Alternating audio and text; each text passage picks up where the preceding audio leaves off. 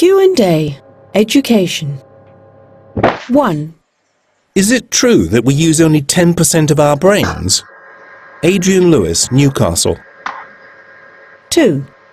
I'm thinking of homeschooling my children in the future. Is it a good idea? Tricia Wright, Mitcham. 3. I read that by the year 2100, computers will have replaced teachers.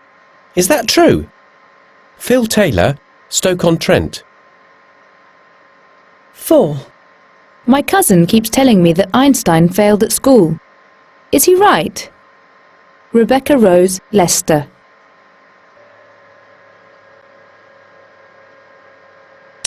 This is very unlikely. Teachers are more than just machines that provide learners with information and correct exercises.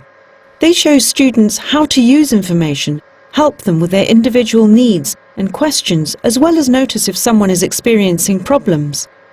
Computers cannot provide this human and emotional side to learning. Also, students get distracted easily, so if the teacher wasn't there to get them to pay attention, who would? Learners might just remain in front of the screen without getting any work done. However, it is true that as time goes by, we will see more and more learning taking place on computers and teachers will work alongside them. B. This is a popular belief, especially by those who are trying to prove the existence of psychic powers such as telepathy. They say that as we use only 10% of our brains, we will be capable of incredible things when we actually start using 100%. People probably got this wrong idea from scientific discoveries in the late 19th century that showed that only 10% of our brain is working actively at any one time. However, this does not mean that the remaining 90% is unused. We use every part of our brain, but at different times and in different amounts. The way we use our brain is similar to the way we use different muscles in our body. We do not use every single muscle all at once. No, it's a myth. In fact, he was a very good student. It's true that he failed a university entrance exam when he was 16. However, this was because his education had focused more on science and maths, and his knowledge of other subjects wasn't as strong. He failed the non-science part of the exam, but the following year he passed, although he was a year younger than his fellow students. Nobody knows why this myth exists, but it could be because in his final year his school reversed their marking system. The highest mark used to be 1, but it became 6.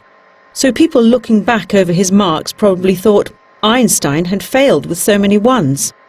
The fact is that Einstein was an outstanding physicist and mathematician, so there's no point in using him as an excuse for not doing your homework.